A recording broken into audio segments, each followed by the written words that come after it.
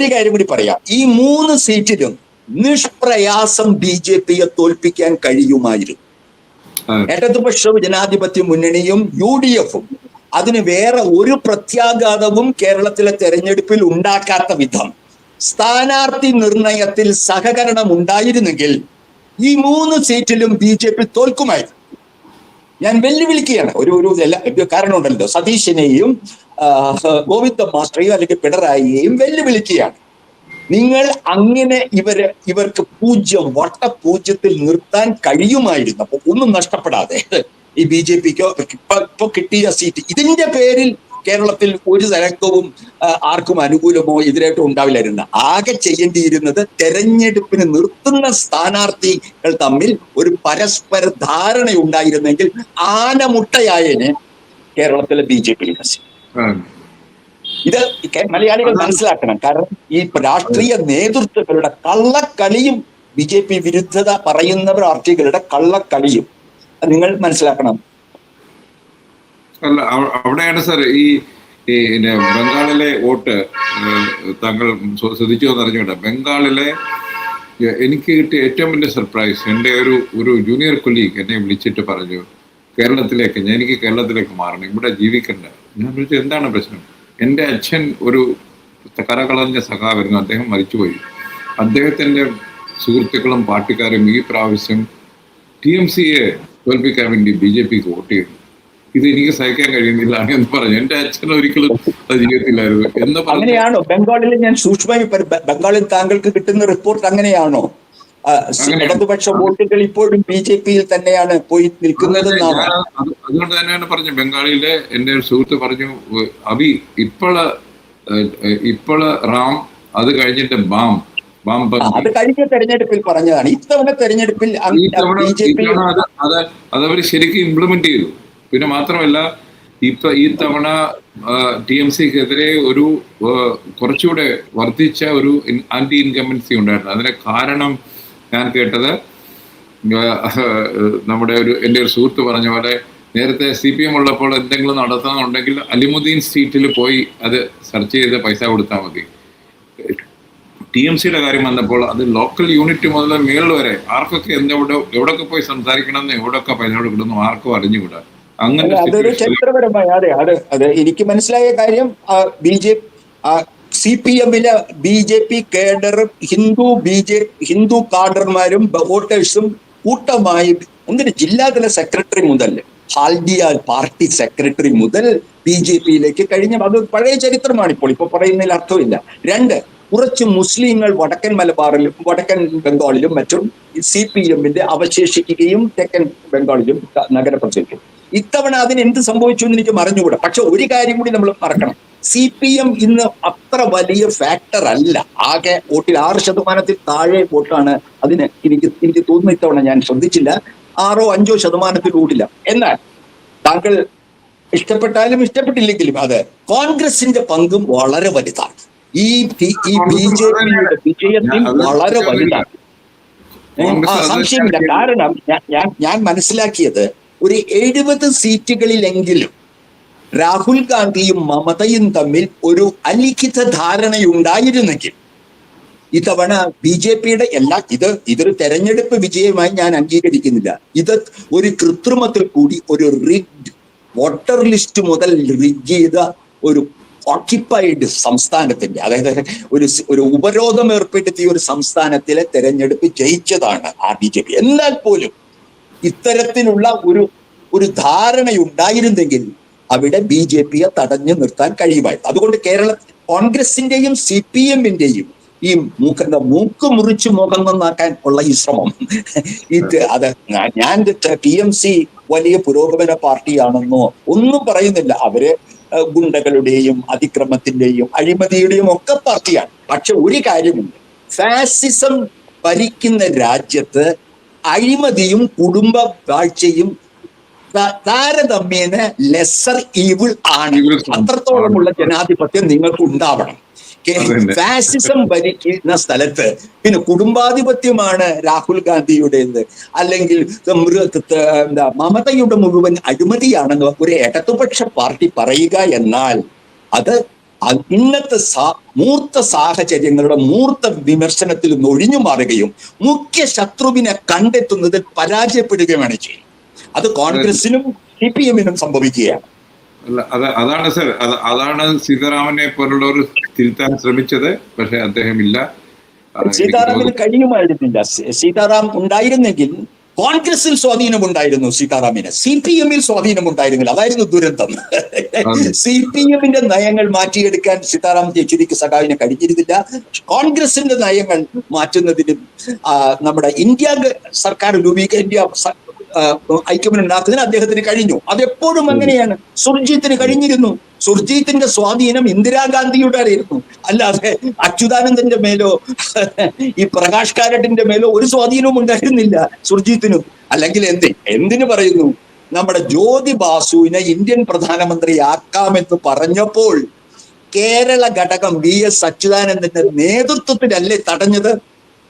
ഇടതുപക്ഷത്തിന്റെ ചരിത്രത്തിലെ ഒരിക്കലും പൊറുക്കാൻ കഴിയാത്ത ഇന്ത്യൻ മുതലാളി വർഗം ഒരു കമ്മ്യൂണിസ്റ്റ് നേതാവിനെ പ്രധാനമന്ത്രിയാക്കാൻ സമ്മതിച്ചപ്പോൾ ഒടുവിൽ പോയി ചെന്നപ്പെട്ട ഗൗഡ എവിടെ എത്തി?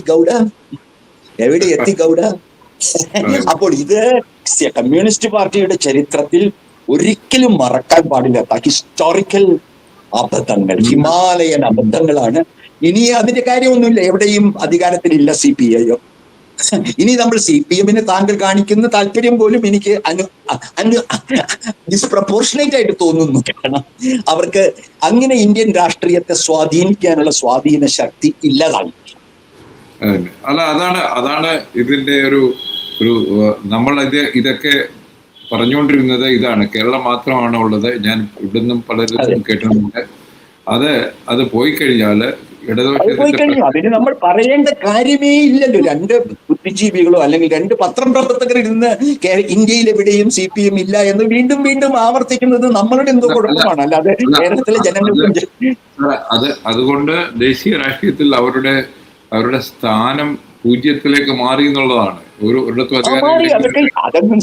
അത് ചെറിയാനും മാധവൻകുട്ടിയും പറയാതെ ഏത് പത്രവായനക്കാരനും മാധ്യമം വായിക്കുന്നവർക്കും അറിയാം. അവിടെ പ്രശ്നം അതിന്റെ ഭവിഷ്യത്ത് എന്താണ്, അതാണ് നമ്മൾ പറയേണ്ടത്.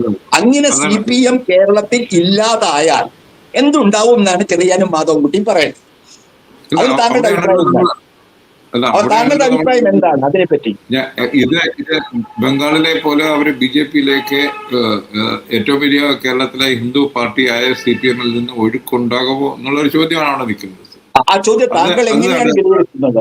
അത് എങ്ങനെയാണ് താങ്കൾ സാധ്യത കാണുന്നുണ്ടോ? അത് തീർച്ചയായിട്ടും കാണുന്നുണ്ട്. താങ്കൾ പറഞ്ഞ പോലെ BDGS-ന്റെ പരാജയം, അപ്പോൾ BJP അഗ്രസീവായിട്ട് ഈഴവ ഗ്രൂപ്പുകളെ കോർട്ട് ചെയ്യാൻ തുടങ്ങും. അപ്പൊ അതിൻ്റെതായ പ്രത്യേകത ഉണ്ടാകും. അത് കോൺഗ്രസ് ആണ് ശ്രദ്ധിക്കേണ്ടത്. ഇനി എങ്ങനെയാണ് ഈ ഒഴുക്ക്. അതെ, അപ്പോൾ ഇനി അവശിഷ്ട CPM-നെ UDF-ലേക്ക് കൊണ്ടുവരുവാൻ സതീശനും കൂട്ടർക്കും കഴിയുമോ? അതാണ് പ്രധാന ചോദ്യമാണ്. ഈ 27% അടുത്ത 5 വർഷത്തേക്ക് വരുവാൻ തോന്നുന്നില്ല. അപ്പൊ അങ്ങനത്തെ ഒരു ബ്രിട്ടൻസ് ഇപ്പൊ ഉണ്ടല്ലോ. അത് അല്ലെങ്കിൽ CPM-ന്റെ എനിക്ക് ചെറിയ 5 വർഷം വേണ്ട. ഈ UDF-ന്റെ കാലാവധി 3 വർഷമേ ഉള്ളൂ. കാരണം മോഡി ഒരു രാജ്യം ഒരു തെരഞ്ഞെടുപ്പ് നടപ്പിലാക്കാൻ പോവുകയാണ്. 3 വർഷമേ ഇനി UDF-ന് കാലാവധിയുള്ളൂ. അതെ, ഡീലിമിറ്റേഷൻ ബില്ല് പോലെ ആ ബില്ലും ലോക്സഭയിൽ പരാജയപ്പെടും ഇന്നത്തെ സിറ്റുവേഷൻ. സന്തോഷം. അത് അവരുടെ പൈപ്പ് ഡ്രീം ആയിരിക്കും. കാര്യം വെച്ചാൽ അവിടെ അവര് അതായിരുന്നല്ലോ രാഹുൽ ഗാന്ധിയും ഞാൻ എനിക്ക് അറിഞ്ഞുകൂടാ, അതുകൊണ്ട് ഞാൻ കരുതിയത് ഇനിയും ഒരു കോൺസ്റ്റിറ്റ്യൂഷൻ അമെന്റ്മെന്റ് ലോക്സഭയിൽ പാസ്സാക്കാൻ കഴിയില്ല. ഇന്നത്തെ സിറ്റുവേഷൻ TMC ഒരിക്കലും അനുവദിക്കത്തില്ല, SP അനുവദിക്കത്തില്ല. പിന്നെ ചെറിയാൻ എനിക്ക് ഒരു കാര്യം കൂടി, താങ്കൾ ഡൽഹിയിൽ ഇരുന്നു കൊണ്ട് ദേശീയ രാഷ്ട്രീയം കാണുന്ന ഒരു പത്രപ്രവർത്തകൻ എന്നുള്ള നിലയ്ക്ക് കേരളത്തിൽ CPM-ന്റെ ഇനിയുള്ള രാഷ്ട്രീയ നിലപാട് എന്തായിരിക്കും? അവർ ഈ പറയുന്ന ഇതുവരെ പറഞ്ഞിരുന്ന പോലെ ഒരു മൃദു ഹിന്ദുത്വ രാഷ്ട്രീയവും തുടരുമോ, അതോ അവർ ഇതുവരെ തുടർന്നിരുന്ന മുസ്ലിം വിരുദ്ധത എന്ന ഇസ്ലാമോഫോബിക് എന്ന് പറയാവുന്ന രീതിയിലുള്ള അവരുടെ രാഷ്ട്രീയം ഉപേക്ഷിക്കുമോ? എന്താണ് താങ്കൾ കാണുന്നത്? ഞാനത് എനിക്ക് മനസ്സിലാക്കാൻ എനിക്ക് പറ്റുന്നില്ല ഇപ്പോഴും. എനിക്ക് എന്തായിരിക്കും എനിക്ക് CPM നിലപാട്? ഞാൻ ആരുമായിട്ടും സംസാരിച്ചിട്ടില്ല. ഇത് നമുക്ക് കണ്ടറിയേണ്ടതാണ്. പ്രത്യേകിച്ച് അല്ല, കേരളത്തിൽ താങ്കളെ ബേബിയും ദേശീയ നേതൃത്വവുമായി കേരളത്തിലെ ഇന്നത്തെ CPM-ന്റെ ലീഡർഷിപ്പ് മാറാതെ നമുക്കൊന്നും ഇതിനെപ്പറ്റി സംസാരിക്കാൻ പറ്റില്ല. തീർച്ചയായിട്ടും അത് ഞാൻ യോജിക്കുന്നു. ഞാൻ അത് ലീഡർഷിപ്പ് എന്ന് പറയുമ്പോൾ ഇനി അതും പറയാം. എങ്ങനെയാണ് CPM-ൽ ലീഡർഷിപ്പ് മാറ്റം? ഒന്ന്, പിണറായി വിജയനും സഖാവ് ഗോവിന്ദൻ മാസ്റ്ററും സ്വയം തെറ്റേറ്റു പറഞ്ഞ് സ്ഥാനങ്ങളിൽ നിന്നും, പോളിറ്റ് ബ്യൂറോ സ്ഥാനത്തിൽ നിന്നും പാർട്ടി സംസ്ഥാന സെക്രട്ടറി സ്ഥാനത്തിൽ നിന്നും മാറാനായിട്ട് പാർട്ടിയോട് ആവശ്യപ്പെടുന്നു. പാർട്ടിയുടെ സെൻട്രൽ കമ്മിറ്റിയോട് ആവശ്യപ്പെടണം.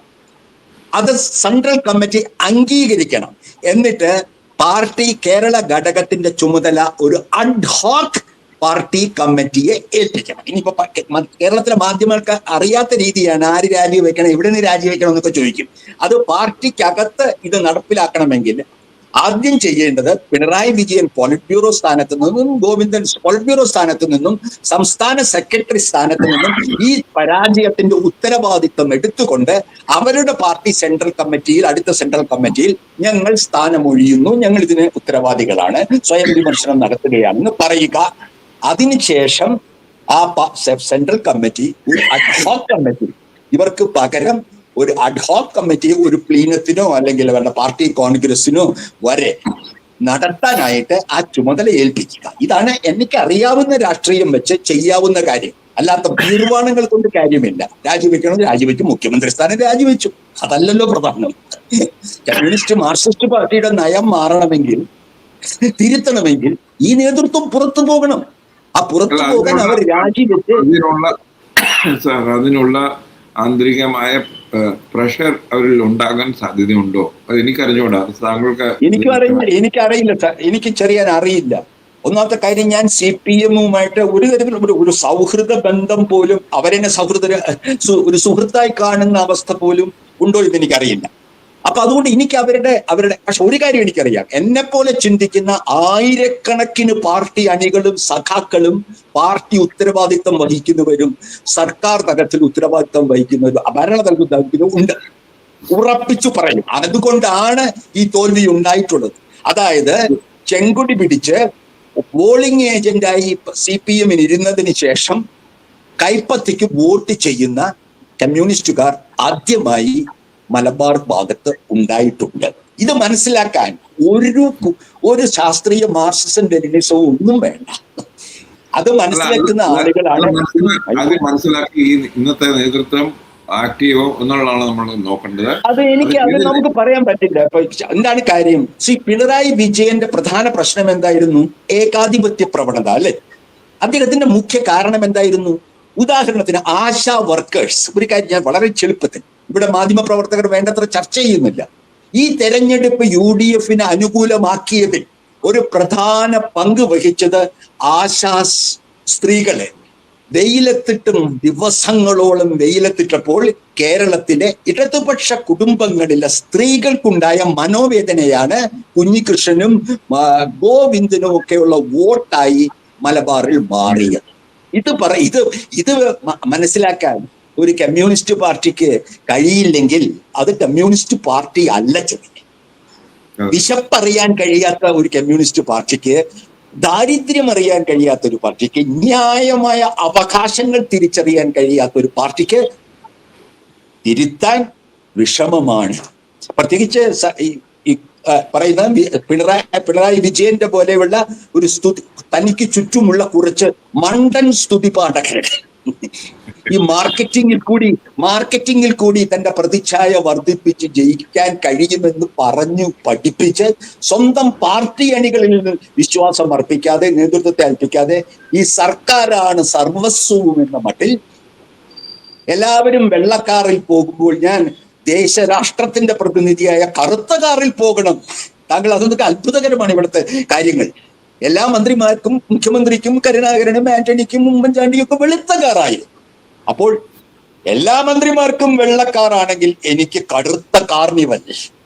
ഇത്തരത്തിലുള്ള ഒരു ഒരു ഒരു മാനസികമായിട്ടുള്ള ഒരു വലതുപക്ഷ സംഭവത്തിന് സഖാവ് പിണറായിയും പിണറായിയും അദ്ദേഹത്തിന് ഇക്കാര്യങ്ങളെല്ലാം KM എബ്രഹാം, അദ്ദേഹം ലജ്ജയുണ്ടോ? അദ്ദേഹം തുടരുകയാണ്. ഈ സർവ കാര്യങ്ങളുടെയും പിണറായിയെ നയിച്ചത് കിഫ്ബിയിൽ നിന്ന് പണമെടുത്ത് പോസ്റ്റർ അടിച്ചു. നമുക്ക് ഇത് അറിയാവുന്നതാണ്. പക്ഷെ ഇത് കാണിക്കുന്നത് ഇത് CPM-നെ സംബന്ധിച്ചോളം എക്സിസ്റ്റൻഷ്യൽ ഒരു ക്രൈസിസ് ആണ് ഇപ്പൊ വന്നിരിക്കുന്നത്. തീർച്ചയായിട്ടും ഞാനിപ്പോ KM എബ്രഹാമിന്റെ കാര്യം പറയുന്നത് ഈ ക്യാൻ ഓഫ് വേംസ്, ഈ പറയുന്ന പുഴുക്കളടങ്ങിയ ഈ പെട്ടിയുണ്ടല്ലോ, അത് തുറന്നാൽ നമ്മൾ തന്നെ ലജ്ജിക്കുന്ന പല കാര്യങ്ങളിലേക്കും എത്തും. KM എബ്രഹാം ഒന്ന് മലയാളികളോട്, മാധ്യമങ്ങളോടൊന്ന് പറയാൻ പറയൂ. താങ്കൾ നിരവധി സുഹൃത്തുക്കളുണ്ടല്ലോ. ഈ LDF-ന്റെ പതനത്തിൽ പ്രിൻസിപ്പൽ സെക്രട്ടറി, ക്യാബിനറ്റ് റാങ്ക് 10 വർഷം ഭരിച്ച KM എബ്രഹാമിന്റെ പങ്ക് എന്താണെന്ന് താങ്കൾ കേരളത്തിലെ മാധ്യമ പ്രവർത്തകരോട് ഈ വേളയിൽ ഒന്നും സൂചിപ്പിക്കാൻ പറയും. അതിനുള്ള ധൈര്യം കാണിക്കാൻ പറയും മനോരമയോടും. അത് പ്രശ്നമാണ്. കാര്യം വെച്ചാൽ അദ്ദേഹം കണ്ടതിൽ കുടുംബത്തിലെ ഒരു അംഗവും കൂടെയാണ്. അപ്പൊ അതിന്റെ അദ്ദേഹം രാജിവെച്ചിട്ടില്ല. മുഖ്യമന്ത്രി രാജിവെച്ചു, അദ്ദേഹം രാജിവെച്ചിട്ടില്ല. താങ്കൾ ആലോചിച്ച് നോക്കൂ. ചിലപ്പോ ഒരുപക്ഷെ അദ്ദേഹം സതീശന്റെ ആളാവാം, അല്ലെങ്കിൽ ചെന്നിത്തലയുടെ ആളായി വന്നേക്കാം. അതിനർത്ഥം CPM ചെയ്ത അതേ ചതിയിൽ ഈ UDF വീഴും. ഞാൻ അതുകൊണ്ടാണ് പറയുന്നത്, UDF നേതാക്കളോടും ഞാൻ പറയുന്നത്, ശരിയാണ്, താങ്കളുടെ UDF സുഹൃത്തുക്കളോട് പറയൂ, കോൺഗ്രസ് സുഹൃത്തുക്കളോട് പറയൂ, എങ്ങനെയാണ് KM എബ്രഹാമിനെ ഇപ്പോഴും തുടരുന്നത്?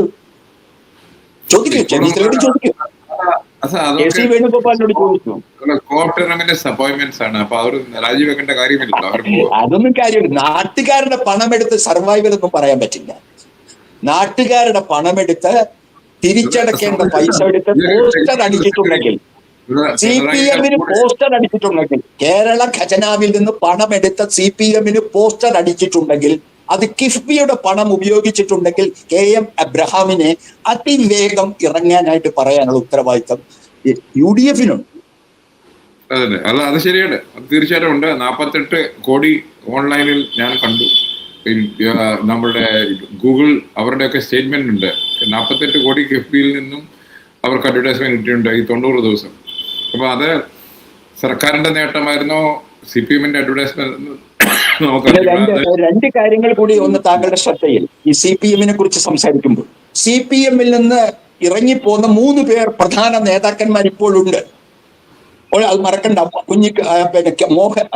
ഗോവിന്ദൻ, സുധാകരൻ, കുഞ്ഞികൃഷ്ണൻ, ഇവർ, പിന്നെ ശശി തോറ്റുപോയി, വളരെ ദയനീയമായി, നല്ല അർത്ഥത്തിൽ തോറ്റുപോയി. ചീത്ത CPM-കാരൻ ജയിക്കാൻ പാടില്ല UDF-ന്റെ കൂടെ നിന്ന്. അത് എൻ്റെ ഒരു നൈതികമായിട്ടുള്ള നിലപാടാണ്.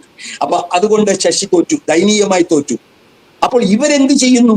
ഈ വിമതർ ഇനി എന്ത് തരത്തിലുള്ള പാർട്ടിയാണ് ഉണ്ടാക്കാൻ പോകുന്നത്? അവർ രമയുടെ കൂടെ RMP ഉണ്ടാക്കുമോ, അതോ വേറെ പ്രത്യേക സംവിധാനം ഉണ്ടാക്കുമോ? ഇതെല്ലാം എനിക്ക് CPM-ൽ സംഭവിക്കാൻ പോകുന്ന കാര്യങ്ങളുമായി ബന്ധപ്പെട്ടതാണ്. ഒരു മാധ്യമ പ്രവർത്തകർ അതും ശ്രദ്ധിക്കേണ്ടതുണ്ട് ഇനിയുള്ള ദിവസങ്ങളിൽ നിന്നാണ് എനിക്ക് തോന്നുന്നത്. അത് നമുക്ക് സമയം അതിക്രമിക്കുന്നുണ്ട്. ഇത് നമുക്ക് അടുത്ത ലക്കത്തിലേക്ക് മാറ്റാം. നന്ദി, നമസ്കാരം. വേറെ വിഷയമായി ഞങ്ങൾ വീണ്ടും.